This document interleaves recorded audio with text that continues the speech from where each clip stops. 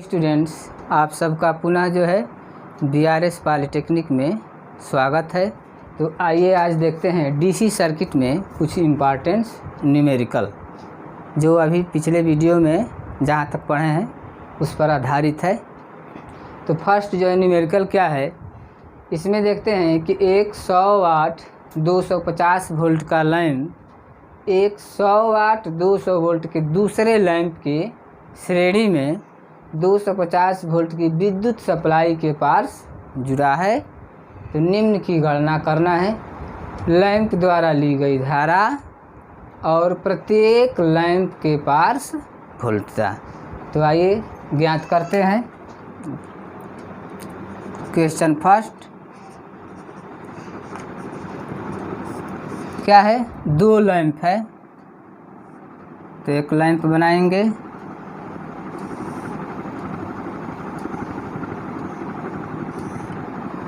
और एक लैंप है, एक लैंप ठीक, इसका जो है कितना है 100 वाट और 250 वोल्ट, और ये है दूसरा 100 वाट और ये 200 वोल्ट का है। इसकी रेटिंग दी गई है फर्स्ट लैंप और ये भी एक सेकेंड लैंप है। और पार्श्व में विद्युत सप्लाई कितना है 250 वोल्ट।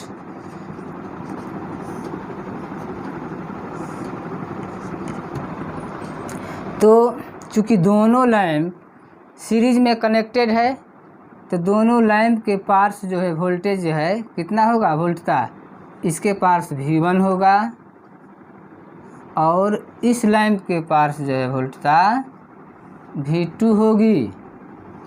क्यों? क्योंकि दोनों सीरीज में जुड़े हैं और सीरीज में करंट सेम होती है और वोल्टेज क्या होता है भिन्न भिन्न होता है।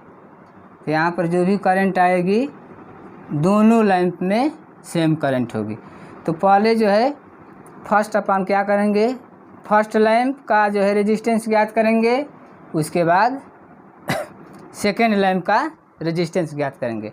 तो फार्मूला से P बराबर V²/R बराबर I²R बराबर V इंटू I से, इसी फार्मूले की सहायता से प्रत्येक लैंप का जो है रेजिस्टेंस ज्ञात करेंगे।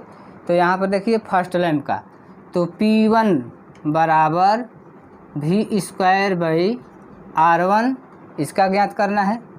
तो यहाँ पर R1 बराबर लिखेंगे V² अर्थात 250 वोल्ट है तो 250 गुणे 250 बटे में P1 कितना है 100 वाट, कटाएंगे यहाँ पर, ये कितना आ जाएगा 625 ओम।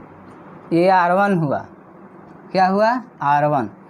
इसी प्रकार निकालेंगे R2 बराबर क्या होगा V² बटे में R2, V कितना है 200 है गुणे 200 और बटे में 100, ये कितना हो जाएगा 400 ओम। ये R1 हुआ और ये R2। इस प्रकार इस सर्किट का टोटल रेजिस्टेंस,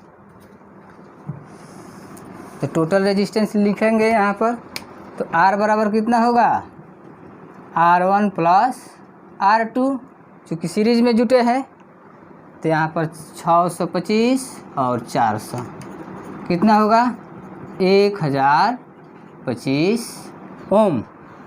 अब ज्ञात करना है टोटल करंट, तो V बराबर IR से, I बराबर V बटा में R। V कितना है दोनों लैंप के पास 250 वोल्ट, 50 बटे में टोटल रेजिस्टेंस 1025 ओम, 1025 ओम। इन दोनों को डिवाइड करेंगे तो देखिए यहाँ पर नोट किए हैं 0.243 एम्पियर आएगा। तो 0.243 2439 एम्पियर। यह जो है जो करंट फ्लो करेगी इन दोनों लैंपों में सेम होगी। क्यों? क्योंकि दोनों लैंप सीरीज में कनेक्टेड है। अब देखिए दूसरा क्या है, प्रत्येक लैंप के पार्श्व वोल्टता, इसके पार्श्व वोल्टेज V1 और इसके पास वोल्टेज V2। तो V1 बराबर I R1 कितना है और I कितना है? I 0.2439 इंटू R1 कितना है? 625 बराबर कितना आ जाएगा? देखिए यहाँ नोट किए हैं 152.44 वोल्ट, 152.44 वोल्ट। इसी प्रकार V2 बराबर I R2 0.2439 इंटू 400 बराबर कितना आएगा? 97.56 वोल्ट। इस प्रकार जो है लैंप द्वारा ली गई धारा और प्रत्येक लैंप के पास वोल्टता दोनों ज्ञात हो गई। अब जो है क्वेश्चन नंबर 2 पर चलते हैं। आइए देखते हैं क्वेश्चन नंबर 2।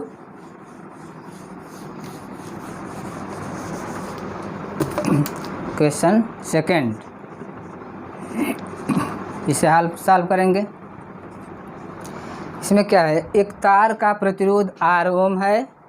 यदि इसकी लंबाई खींचकर n गुना बढ़ा दी जाए तो नया प्रतिरोध ज्ञात करना है। देखिए जैसे यही एक वायर है तो इसका जो है प्रतिरोध कितना है? R ओम कह रहा है। इसको खींच देंगे, अर्थात खींच करके बढ़ाने पर कितना कह रहा है? n गुना बढ़ा रहा है इस वायर को खींच करके।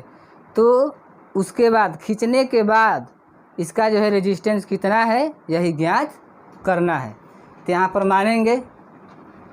मानेंगे ये कि स्टार्टिंग में जो वायर है उसका लेंथ L1 है और क्रॉस सेक्शनल एरिया कितना है?